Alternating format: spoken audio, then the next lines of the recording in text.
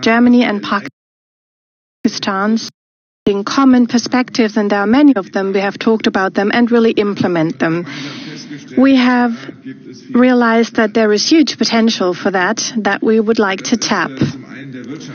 On the one hand, the economic sector. Germany is Pakistan's most important trading partner in the EU. And German companies see, and we know that from the many discussions we have with the business community, see huge potential in Pakistan. They intend to expand their activities there. Currently, we have 35 German companies doing business in Pakistan, and I think there is potential for many more. So I am delighted about the interest of the German business community and also the efforts in Pakistan to create the right framework for foreign investment in the country so that the interest of German companies pays off in practical terms in Pakistan too. We also talked about a big number of political topics, and we share many interests here. The German government has adopted its Indo-Pacific guidelines last year and created a framework to strengthen German commitment in the region. This is also what we discussed today, and this is why this visit today is so important for us, and it is a good opportunity to look for more initiatives and projects together with Pakistan in this area. Pakistan plays a crucial role for stability in the region in South Asia, and this is why we have talked about this geographical area today. Of course, Afghanistan is an important topic here. The goal is very clear. Peace negotiations need to be continued, and violence in the country has to come to an end after decades of conflict. We owe it not only to the people in Afghanistan, but we owe it to the region as a whole, because we know only if there is peace in the region, stability in the region can be improved and strengthened. For Pakistan as a neighbor, the situation in Afghanistan is of course of special importance. More stability in Afghanistan means positive effects for Pakistan too. In Pakistan, Pakistan has hosted more than 3 million Afghan refugees, and I'd like to give you that number to illustrate how intensively Pakistan is influenced by developments in Afghanistan. I would like to expressly thank you and express my appreciation for Pakistan to be such an active voice in the peace process and is making great efforts to find a peaceful solution for the conflict in Afghanistan.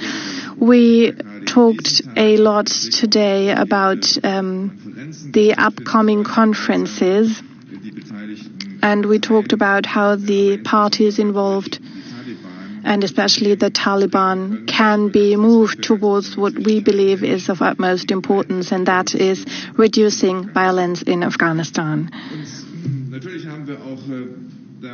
Of course, we also talked about the situation in the relationship with India, and knowing about the potential for conflict that is ongoing, but we do see the right steps in the right direction. For example, understanding on technical issues such as strictly observing the ceasefire along the line of control, and other hands-on issues as well, such as fighting the corona pandemic together.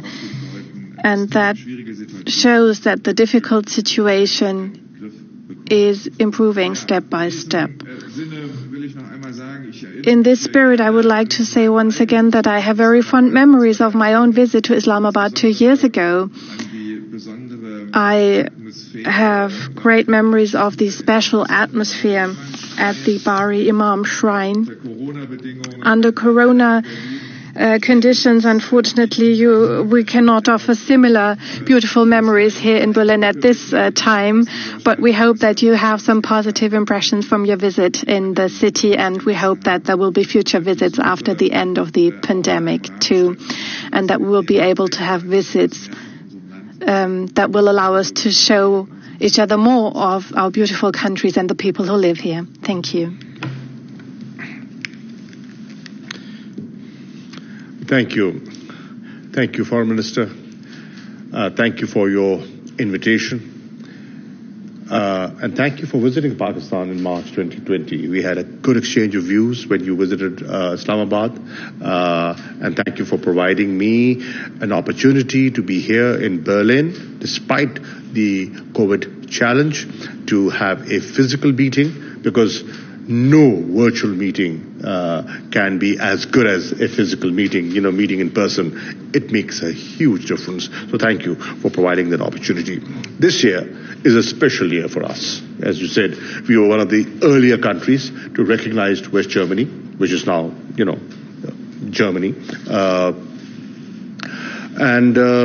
We are celebrating 70 years of our diplomatic relations, and the logo behind us is demonstrating that 70 years of good relations, good, friendly, bilateral relations.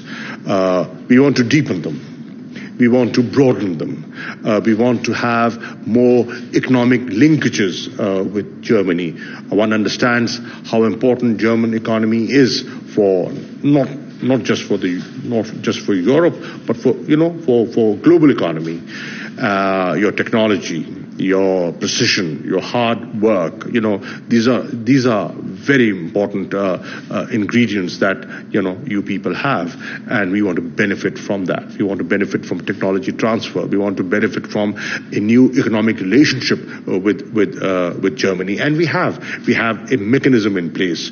We also recognize that you are one of our important trading partners, and thank you. And thank you for being so supportive to us by helping us achieve the GSP Plus, within the European Union. And since the launch of that initiative, Pakistan's trade has increased considerably, not just in Germany, but in the entire European Union, and it's doubled since the initiative. And that has been a great, great help for us.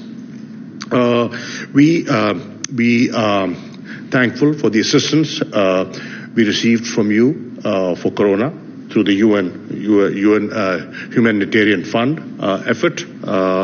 And we do recognize that you are going through a challenging time. So are we. The third wave is far more serious and far more severe than the first two that we dealt with successfully.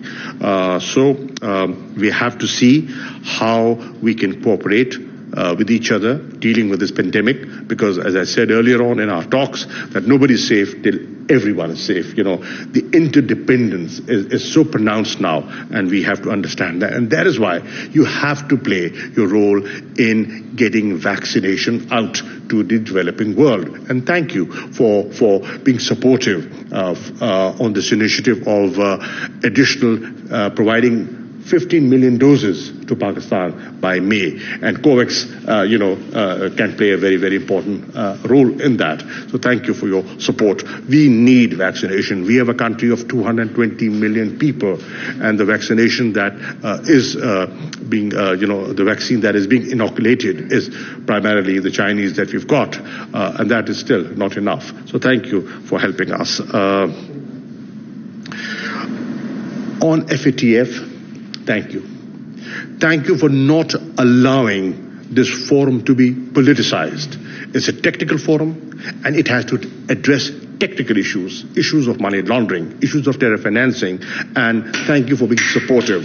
You do recognize what this government, what Pakistan has done on account of, meeting its political obligations vis-a-vis the FATF recommendations. And I am grateful that Germany and the rest of the world do recognize the effort Pakistan has made. We have, as I said, lots of opportunities for German investments in Pakistan, for enhancing, promoting bilateral trade between us, and we should look at, and we will look at, those opportunities. Chancellor Merkel has done a great job representing her country so ably, and I am sure she would be recognized not just by the people of Germany, by history, for the role and for the stability and the growth this country had under her leadership. I know she is keen to meet Prime Minister Imran Khan, and she finds him as an interesting interlocutor, but the COVID is a big challenge, and hopefully, if things improve, they can have that meeting. And Prime Minister Imran Khan is equally keen to visit Germany and meet with the leadership over here. Thank you for being understanding on the visa issue and the delays that have been caused. And we did discuss how we can overcome the delays, by increasing staff and, by doing things differently and more efficiently. We also discussed the role the diaspora, Pakistani diaspora, is playing in Germany, and how we can look at legal avenues of migration. It's an issue, I understand. It's not just a German issue, it's a European issue. And it has to be understood, and you have to see how do you deal with that. I have certain ideas which I shared with you, and we can look into them even further. Afghanistan. We've had a good discussion on Afghanistan. Our approach is very similar. Our objectives are identical. We want peace, we want stability, we want progress, we want prosperity there. We recognize Germany has played an important role in stabilizing the situation in Afghanistan. We also recognize that you value to protect the advancements made in the last 2 decades, and I'm with you on that. So we will remain in touch on the Afghan issue at every forum. If there is an Istanbul meeting and other processes, you do recognize that the Doha agreement was a step forward, and we need to build upon it, and that's what Pakistan has been advocating. So thank you for doing that. On the security situation, the peace and security situation in South Asia, I've shared my views. I have said that Pakistan has been keen in normalizing relations with India. We want to live in peace with all our neighbors, including India. We have issues, and those issues can only be resolved through dialogue. And for a meaningful dialogue to take place, we need a conducive environment. Who has to create that conducive environment? In my view, India has to take the first step, because they took the first step on the 5th of August 2019 in vitiating the climate. Now they have to create an enabling climate, and if they do so, Pakistan would be receptive, and Pakistan would be forthcoming. Thank you.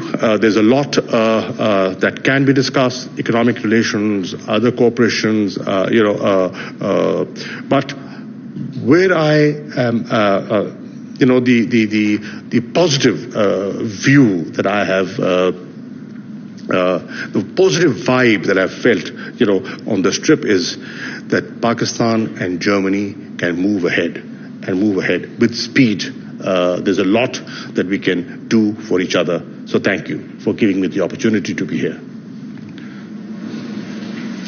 Thank you very much. We have the opportunity for a few questions now, and the first question will be from Mr. Iftar Attab. Thank you very much, Foreign Minister. First of all, congratulations for the 70 years of diplomatic relations. My question is that if we talk about the bilateral trade between Pakistan and Germany, the growth is not very rapidly fast if we compare to other regional countries doing trade with Germany. So Pakistan, however, offers a lot of conducive environment, new investment policies, but Germany haven't been able to take benefits of these investment opportunities. If we see China also investing in Pakistan immensely. So my question is why Germany is still a bit reluctant in terms of economic cooperation. Mr. Qureshi, if you can also comment to that. Ja, das ist ja einer der Gründe, warum wir heute zusammen sind. Well, this is one of the reasons. Today We want to change. We believe that 35 German companies in Pakistan are too few. We would hope for more. German companies have the opportunity to receive government support if they invest abroad. We are going to discuss how German investments can be accompanied. Of course, stability in a country is important for investments. So questions like relations to India and Afghanistan play an important role, and we're happy that we had a constructive discussion about this today. The German government adopted Indo-Pacific guidelines a couple of months ago, and these guidelines say that we want to continue to build upon our commitment in the Indo-Pacific, and Pakistan is one of the countries that is of particular interest to us, and this is why this meeting today served this question: how can we actually accompany this political interest with and flank it with economic relations so that both sides can benefit from it? And this is why I assume that in the future we will tap into the potential that we have, and we will be able to use this potential more than in the past, just as the government actually said in its guidelines. That holds true for economic questions, but also for security political questions, overall political questions. And I'm happy that we were able to address these topics and made progress today in our meeting. Thank you for your question.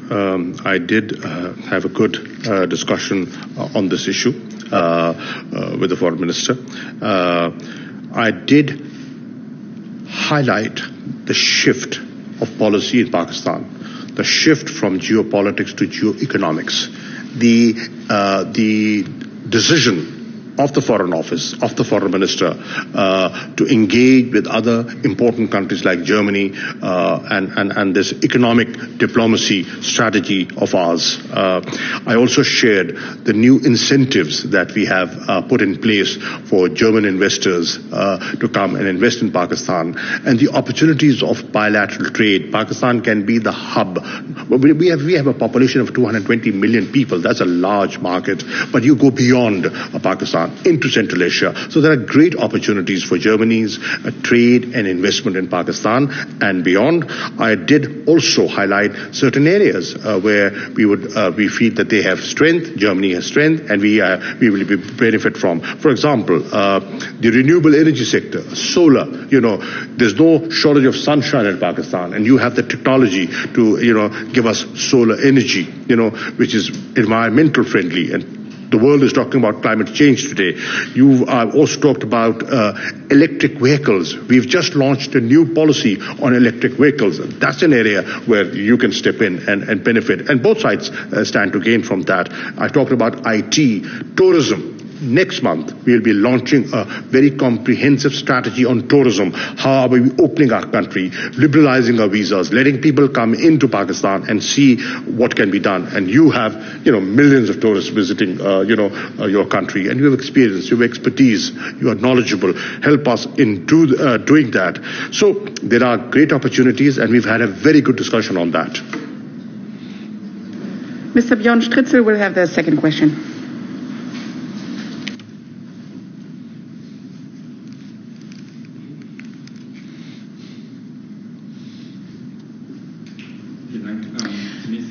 Thank you very much. I'd like to ask the foreign minister. You mentioned the conflict between the nuclear powers, Pakistan and India. In the past week, you started renegotiating with another potentially a nuclear state in the region. Did you also address Iran with your Pakistani foreign minister? Because the neighboring states of Iran, this is being criticized that the neighboring states are not being involved in the negotiations. Could you update us on the negotiations, the state of affairs in Vienna, and give us an insight in how the discussions are taking place? And third, Iran is holding a woman from Cologne in hostage. Did you discuss this with your partners in Iran? And allow me to address a question to the Pakistani foreign minister. The German foreign minister said, you're not able to do sightseeing in Berlin. I would have liked to show you a mosque of the Mahdi Muslims in Berlin. Whenever I talk to them, we had a big report about them. They all tell us why they come to Germany, because they were being persecuted. The Ahmadis are not the only minorities in Pakistan. Christians suffer from laws, people from Baluchistan, which are cut off economic development. Could you tell us when all citizens in Pakistan enjoy the same rights? Allow me to begin on the consular case you mentioned. We actually are in contact with the authorities in Tehran. We hope to find a solution. We're trying to do this on the consular path and trying to do it informally, which is in the interest of the persons affected. As far as the negotiations in Vienna are concerned on the nuclear deal with Iran, the discussions took place last week and will continue tomorrow. Discussions weren't easy, but they are constructive in nature. It is important to highlight that the United States were present as a silent observer. The objective of these discussions is to have Iran fully live up to its obligations under the JCPOA. What we hear from Tehran, coming out of Tehran, is not a positive contribution, especially the developments taking place in Natanz. We don't have own insights or own information. I don't want to participate in speculations. The United States also take note of the fact that we talk to Iran about this and calls upon Iran to live up to its obligations. We need to find a sequencing process, and it all depends to what extent the United States are willing to lift sanctions that were imposed on Iran. I believe it won't be easy, but so far we've seen a constructive spirit. The meetings that are going to take place this week will also take place under the impression of the current developments and are of particular importance because of the developments taking place, and will give us an impression to what extent what is being discussed in Tehran can be implemented, discussed in Vienna can be implemented in Tehran. Thank you. Thank you for raising some very important questions. You did touch upon two nuclear neighbors, India and Pakistan. Obviously, Pakistan is of the view that we have issues between us, but war is not a solution. That will be mutual destruction and suicide, and we don't want that. So we feel that the preferred way of moving forward is through dialogue, and Pakistan has never shied away from that. You did touch on Iran. Pakistan is of the view that the JCPOA was a step forward, a positive step forward, and you can always build upon it, and that unilateral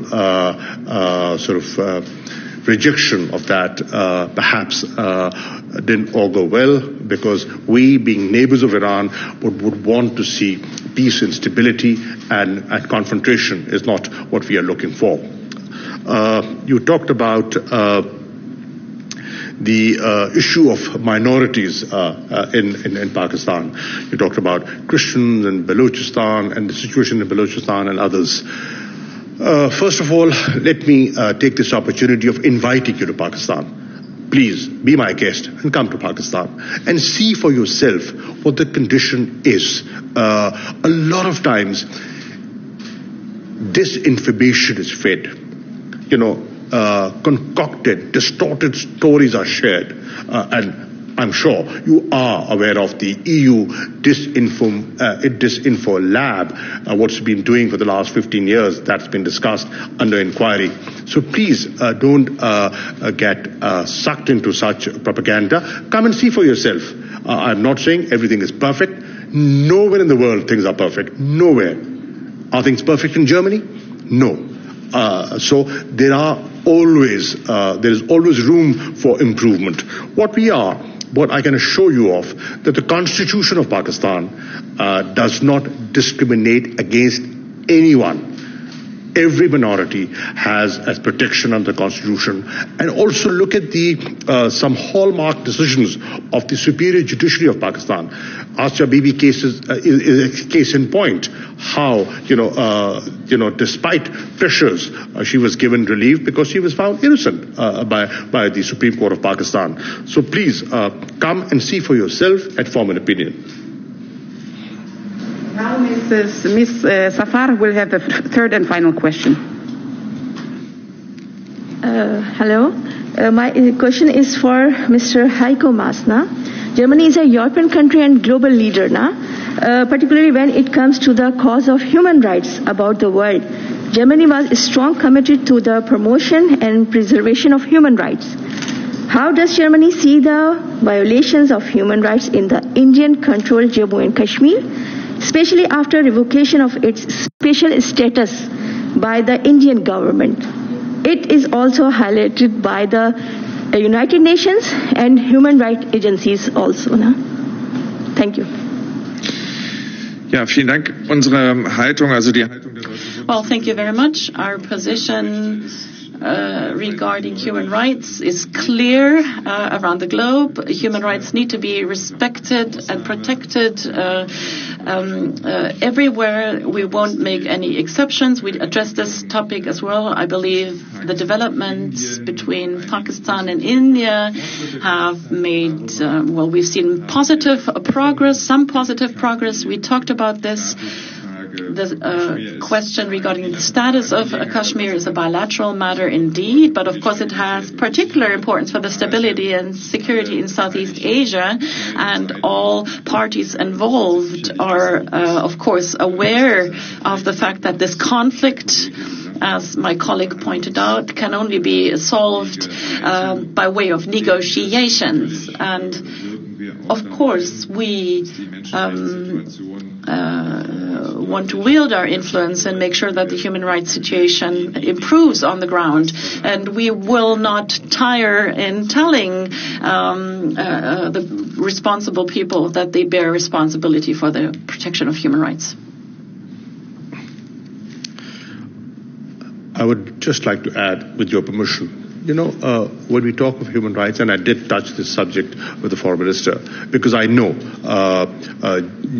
Germans in particular, the Europeans also, are very sensitive about human rights, and that's the way it ought to be.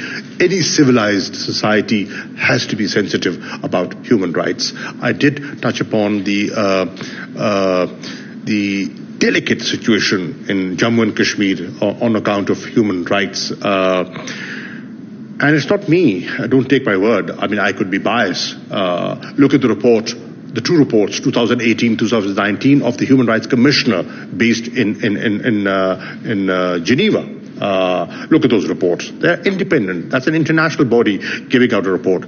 Look at the reports of Amnesty International, Human Rights Watch, and international human rights organizations. There is concern, and that needs to be addressed. And I'm sure when you look at an area being under siege for 18 months, when you see a communication blockade, when you see independent observers not being let in, then there is a problem. I offer journalists from Germany, from the European Union, come to Pakistan. I invite you. It's an open offer from the Foreign Minister of Pakistan. Anyone who believes in human rights, I invite you to come to Pakistan and go to my part of Kashmir, which is Azad Kashmir. Go and engage with people. Go and meet with people. Talk to people. And be as critical as you want to. We will let you in. We will not block you. and you can form your opinion and come and write your reports, come and do your stories, then allow India to let you in as well, and allow you to go and speak to their leadership, the people in the streets, and then form an opinion. Okay. Your Excellency. Thank you.